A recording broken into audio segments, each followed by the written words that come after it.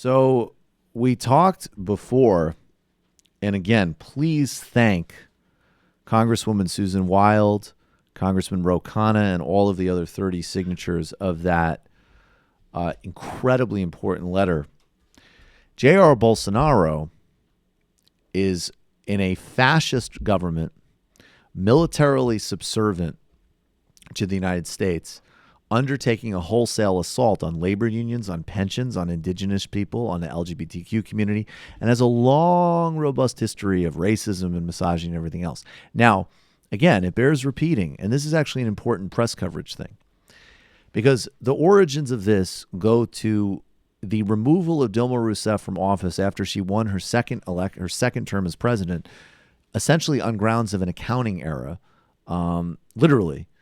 And one of the leaders in that motion is actually, in prison or under investigation. The president that took over, Michel Temer, has been caught on tape talking about bribing people. And then, of course, with zero material evidence, Lula da Silva, who led, the only candidate, he led Jair Bolsonaro by double digits in the polls, was put in jail and barred from communicating and is held in solitary confinement. So democracy was already eroding in a grotesque way because of the coup against Dilma, the imprisonment of Lula, and the rise and threats from the military every step of the way. The U.S. business press, the Wall Street Journal, endorsed Jair Bolsonaro. Canadian businesses were excited. The tweet went up from the CBC, the Canadian Broadcasting Corporation, the day he won, saying, well, he's controversial, but this might be great for our timber companies. So that willingness amongst the upper class, the bourgeoisie class in Brazil, and against foreign direct investors from places like the United States. Yes, it's a little embarrassing that Jair Bolsonaro said he might prefer his kid to die than be gay.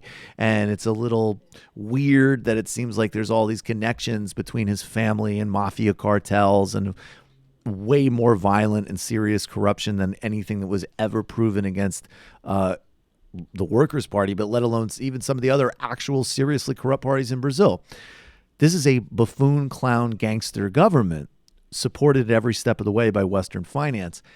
And he's historically unpopular 2 months into office. And Carnival was a site of huge resistance. There were not only people protesting for freeing Lula and supporting the rights of all, there was also floats of Marielle Franco, the assassinated Afro-Indigenous city councilor and leader who's the cartel that assassinated her is almost certainly connected with the Bolsonaro family through secret bank accounts. The group that won the Carnival was Afro-Brazilian and had Marielle placards. So Bolsonaro hates, presumably, Carnival, but at the same time, Carnival is a great tourism attraction and important for the Brazilian economy. So what do you do if you're a stupid fascist with a Twitter account and you can't ban Carnival yet, but you also don't want to embarrass your country and remind everybody of what the Wall Street Journal and the United States regime endorsed in terms of what a jackass and buffoon you are? Well, here is what you do if you're a moron like Jair Bolsonaro. And I should say, this is literally pornography, what we're about to play. I don't know if it might get a strike. Maybe we just pause it. We don't actually have to play it. So we don't have to play it. He literally tweets out, presumably this was shot during Carnival, but it is part, according to the reporting that I understand, it's a gay pornography video of a guy peeing on another dude. It's not that pornographic. It's just a little golden shower between friends. No, I don't think it's between friends. I think they're actually literally shooting a video. I think the reporting, I think Greenwald indicated. Like a gonzo porn at Carnival? I think that's what it is. Oh, nice. So he took... And of course, people are dancing up on each other and all sorts of stuff. But he took something that most likely is literally a staged video. A production outside of Carnival. Again, I'm not 100% sure, but that's my understanding. And he wrote, and we're translating, the translation service on Twitter is not great, but you get the gist of it. I don't feel comfortable showing it, but we have to expose the truth to the population, knowing and always taking their priorities. This is what has turned many street blocks in Brazilian Carnival. Comment and remove your confusions. That's the Brazil national anthem. And it's this is from the official account. Taking a little tinkle. Taking a little twinkle.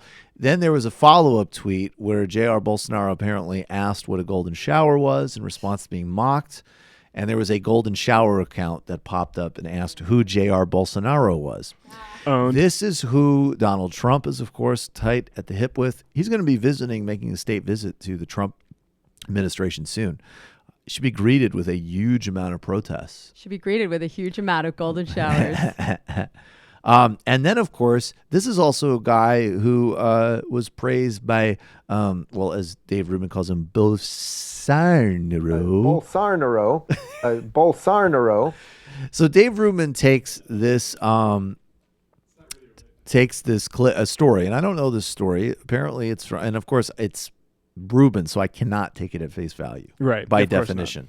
But apparently, Dave Rubin is saying that there's a school in Birmingham, Alabama, which drew its lessons on LGBT acceptance because 400 Muslim parents petitioned against it. This is not the way forward. Now, I could tell you with almost complete certainty that if there was a coalition of religiously conservative parents, it absolutely could have included Muslims who were wrong and opposed teaching LGBT acceptance. I really doubt that in Alabama, a solely Muslim-fueled movement did that job on their own. I'm going to guess that there were other people in that movement, like, I don't know, potentially the Christian community. And if there are any followers of the Ben Shapiro-style Jewish community, Dave's friend who won't bake him a cake, I'm assuming they'd be part of it too. So I'm just going to stipulate here that I have no doubt that right-wing Muslims could be part, and are part, of course, of bigotry against LGBT people. But the way Dave is framing this, like everything else that comes out of his mouth, I mean, I don't know. I wouldn't even go that he's lying. I'm just sure he saw a top line and didn't research it.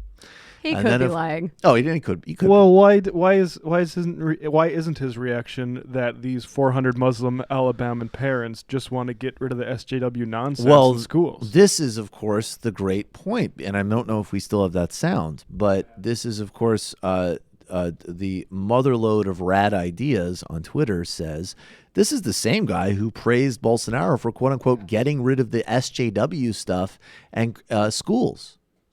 So which is it, Dave? Well, that's the problem when you hate all identities that aren't your own equally.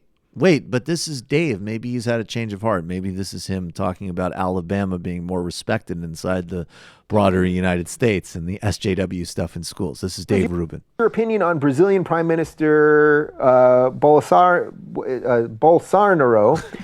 regarding, there's a lot of things moving here, deforestation of the rainforest. P.S. I'm a Christian. I'd bake you a cake, though. I don't know enough about him, but it sounds like he really hates Marxism, and he's really pushing Brazil to become more of a world leader, and that he actually is for capitalism, and he's trying to get some of the SJW stuff out of the schools. I just saw a tweet by him a day or two ago. So, I would imagine that it's very possible that some of those Muslim parents who were involved in that despicable effort in Alabama, if this is even true, are small business owners. They might like capitalism quite a bit. It seems as if their race is maybe the only thing Dave Rubin has a problem with. Yeah, it seems as if their outfits and their race, that might be the distinguishing issue here. Because they're also trying to get the SJW stuff out of schools, Dave. In fact, if you go to places like Saudi Arabia, I could tell you there's no SJW bullshit in those schools. These people, they have a very tortured relationship with right-wing Muslims. Because on the one hand, they hate them because they're Muslims. Also, I think they're a little bit jealous that they've maybe made more strides in making their religion political. Theocracy, yeah. Yeah. Right. And on the other hand, they dislike them because they're Muslims, but they like them because they are right-wing theocrats, right? So they can't really figure it out, but they like to slot them in along with LGBT people when it suits them. Like, this is all this crazy cultural Marxism shit. Figure it out, guys. Well, I agree with you, and I would say that this is actually a helpful. So I have plenty of problems with new atheism, and I'll continue to say I just don't like broad, bigoted, categorical statements about any group of religious people because it's inaccurate and ahistorical. But this is the interesting difference between the new atheist stuff that bled into the IDW, because like Richard Dawkins, who's totally a prick about Muslims and obviously has weird issues there, He, though, still has a broadly just anti-religious stance, and that's his kind of standby. But the element of the new atheism that was really more about reactions to things like immigration and globalization and those types of issues, they now are involved in a movement where, two of the leading lights of it are religious. I mean, one, Ben Shapiro is a overt right-wing religious person, and Jordan Peterson is at the very least a massive religious apologist. And then, of course, empty head Rubin has gone from supping at the cup of Sam Harris worship to I don't think he's publicly embraced God yet, but he's tweeting out abortion conspiracy videos. So this is where it goes. It's almost like their stated principles were totally disingenuous from the beginning. Almost like that. Disco Stew. Oh yeah, sorry. Just to cover our go ahead. bases, that might have been Birmingham, UK. In which case, the point about SJW nonsense in schools still stands. Still stands. No, you know what? Then we're okay. Great. I stand corrected. If it's in the Birmingham in the UK, it absolutely could have been spearheaded by Muslims, and it's a huge problem in the UK that there is basically hugely religious autonomous schools that can enforce policies like that. And it's a huge problem in all communities, including the Muslim one in the UK. And it's wrong, and it should be discarded. And part of how you would discard it would be by injecting some SJW stuff into the British public schools, as it should be restored in the Brazilian public schools. Yeah, and integrating immigrants into society instead of treating them like second-class citizens. Exactly. Disco Stew, pretty...